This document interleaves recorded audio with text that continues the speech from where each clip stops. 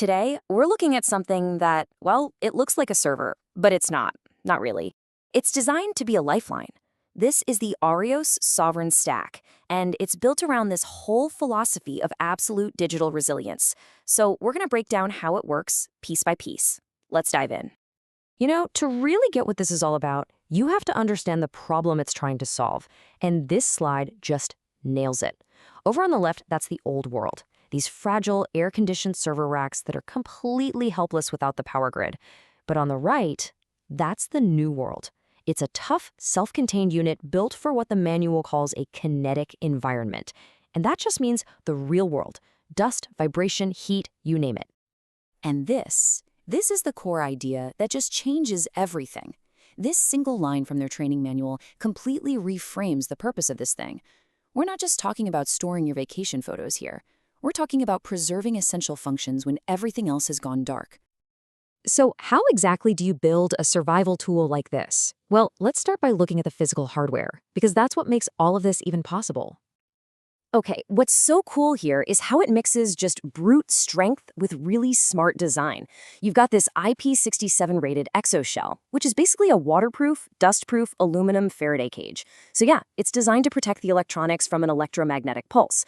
Inside, you've got 4 hot swappable compute blades, which means if one node fails, the system just rebalances the workload instantly. And notice anything missing? Yeah, no fans. It uses this positive pressure system to keep things cool. And that little seal integrity light, that is absolutely crucial. If you break that seal at the wrong time, the whole thing locks down its encryption keys. Let's walk through what happens in a real-world mess. So, you get an alert. Bam! Blade 2 has a drive failure. This is where that whole built-for-continuous operation thing really shines. You just log in, tell the system to prepare the drive, and then you wait for that solid blue light. That light is your all-clear signal, telling you it's safe to pull. Then you just physically swap the drive, all while the rest of the system is running like nothing ever happened. We're talking zero downtime. It's just seamless. Okay, so the box itself is a tank. We get it. But how does it talk to the world? And, maybe more importantly, how does it create its own world? Let's move on to the network and see how this thing builds its own private digital island. So, RIOS doesn't just broadcast a Wi-Fi signal like your router at home. Nope. It creates what's called a sovereign mesh. And the key word here is self-healing. If one link in that chain goes down, say a tree falls on a node, the network is smart enough to find another path instantly. It's all about keeping that local connection alive no matter what. And here's what that concept looks like in action. In this training exercise, a big storm knocks out the connection between a clinic and a school. So what do? You deploy a mobile repeater. In this case, they're using a drone to literally bridge the gap. The mesh network automatically sees this new link, incorporates it, and just like that, the network is whole again. It's a living, breathing network. Now, to complete this zero-trust bubble, the system is set up to prioritize a Starlink connection for its internet access, which keeps it totally independent from local infrastructure. If Starlink fails, no problem, it automatically switches over to a 5G or LTE modem. And on the inside, client isolation is on by default. That means if one device on the network gets infected with malware, it can't just easily jump over to another one. So we've got a rugged box and a super resilient network. But what's it actually like to work and live inside this digital bubble? You know, especially when the outside internet is just gone. This is Project Phoenix. It's this whole philosophy that your cloud shouldn't be in some giant data center 1,000 miles away.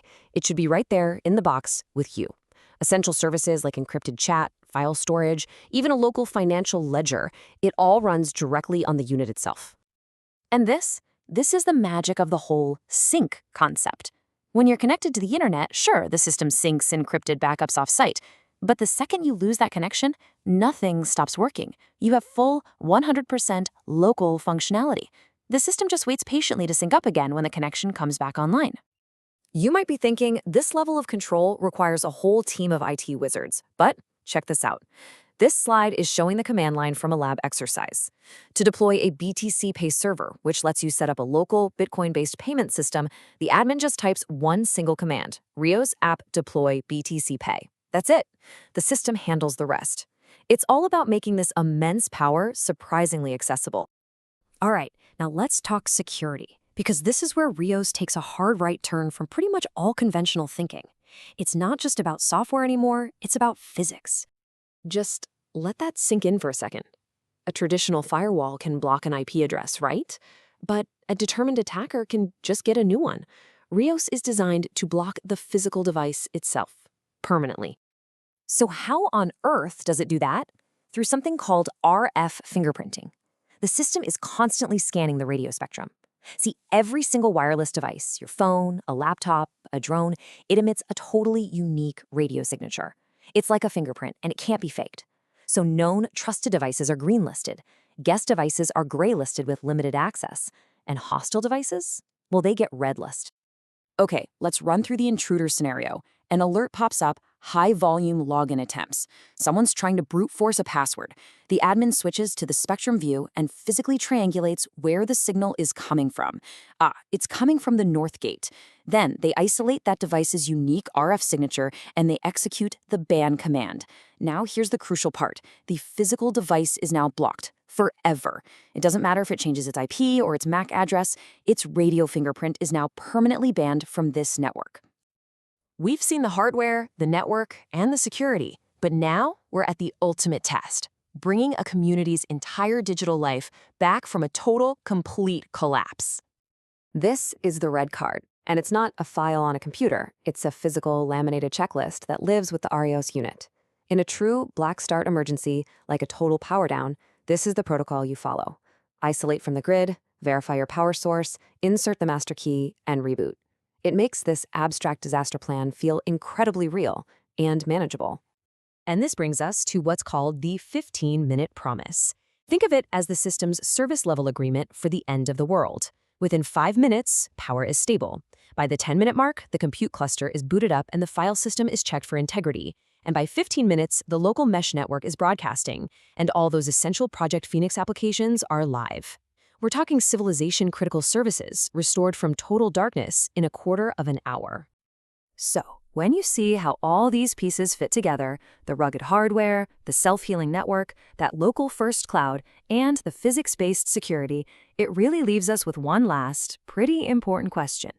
If you had the power to create a digital foundation that simply could not be turned off by an outside force, what would you choose to build on it? What would you protect?